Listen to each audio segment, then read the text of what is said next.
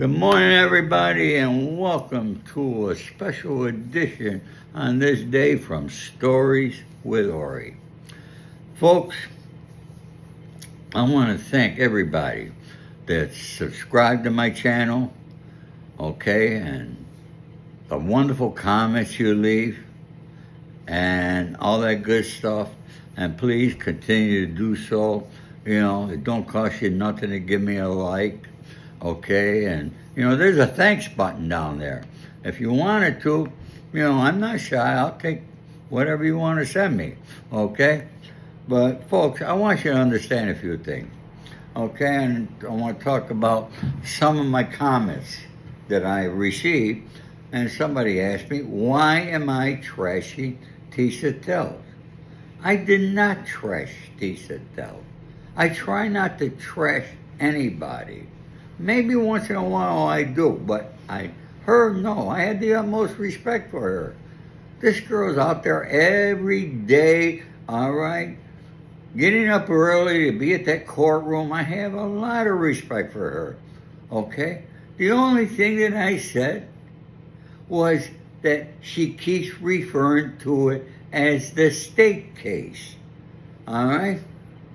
It's the United States government against Diddy, Sean Combs, Puffy, whatever. Okay? Now I'm going to assume, and remember, assume means make an ass of you and me. Okay? That she gets it from Nancy Grace, who I think she's fairly close with.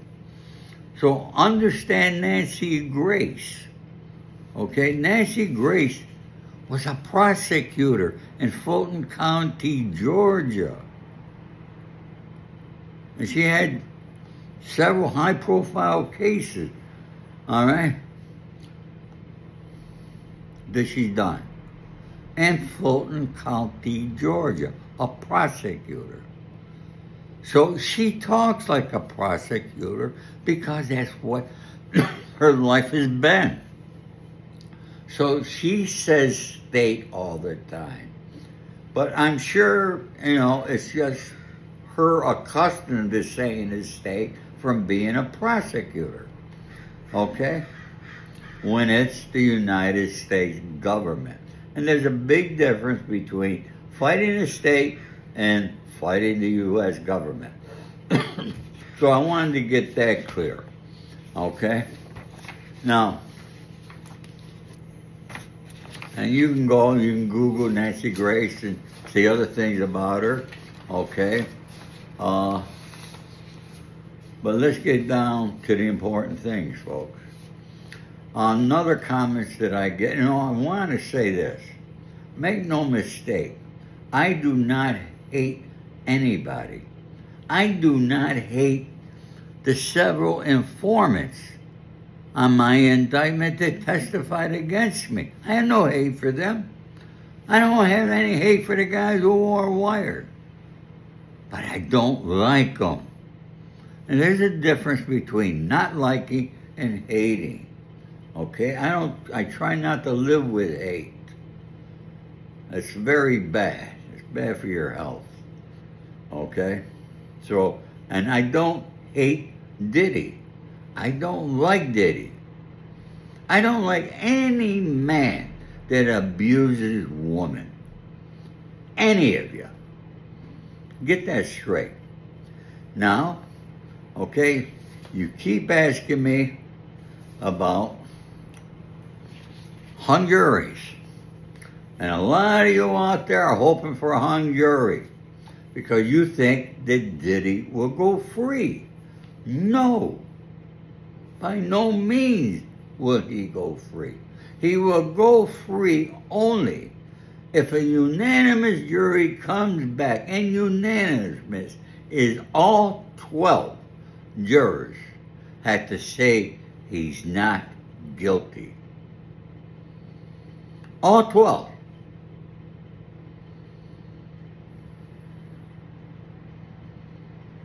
I don't think he's got that good odds on that.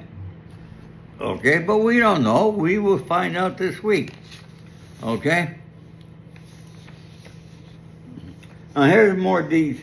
Inability to agree. The core characteristics of a jury is that the jurors cannot come to a consensus.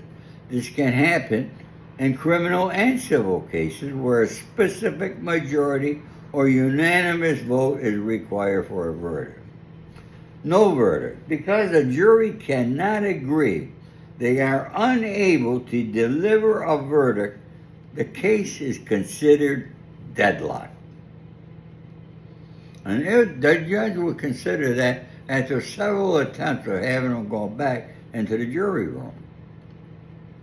When a jury is hung, the judge typically declares a mistrial, meaning the trial is terminated without a decision. This can lead to a retrial.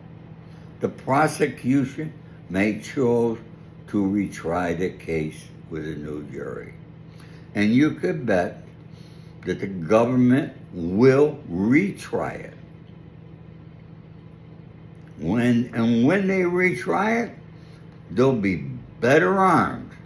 They'll have more witnesses. They'll have it down to a T. And Diddy would be hung. Or they might negotiate a plea with Diddy. And I would imagine they would probably discuss a plea with him of from 10 to 15 years. And if I were Diddy, I would take it. But that's up to him. That's his choice.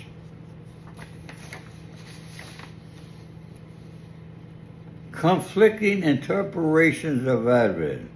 Jurors may disagree on the interpretation of evidence or the credibility of a witness. Some jurors may have strongly held beliefs about the case that differ from those of their fellow jurors. And in some cases, the evidence presented may not be strong enough to convince all jurors beyond a reasonable doubt.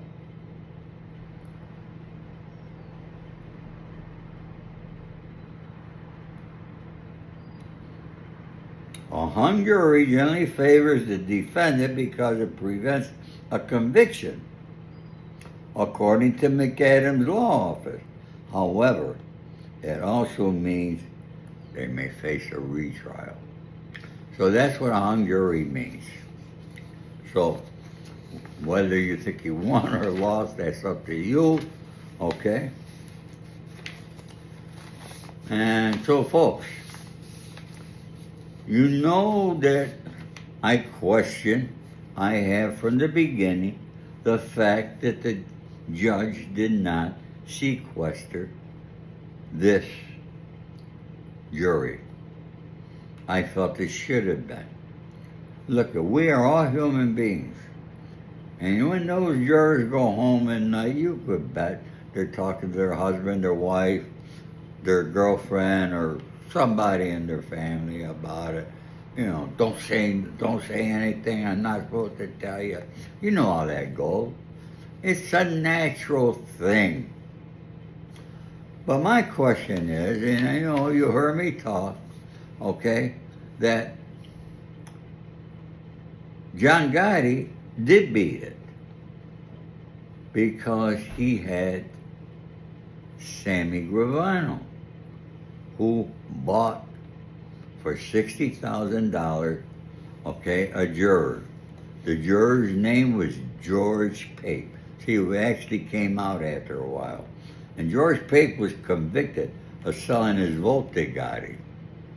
So that's a serious thing, all right, if a juror does it is paid off. Now, who is Diddy's Sammy Gravano? Kristina Khorram is Diddy's Sammy Gravano. She's out there and none of us know what she's doing. But we do know that Diddy's business is still going along. These people are getting paid every week, etc. And you could bet that she's probably on that payroll. And I would imagine she's getting a really great payday. So, and she's a sharp girl. So beware, because we might have a surprise. We don't know, folks. All right, but we're going to know this week. So everybody have a blessed day. As you, all my love and respect, thank you. Please subscribe, hit that like button, comment. Hit that thanks button too. Don't worry about it. Help me out.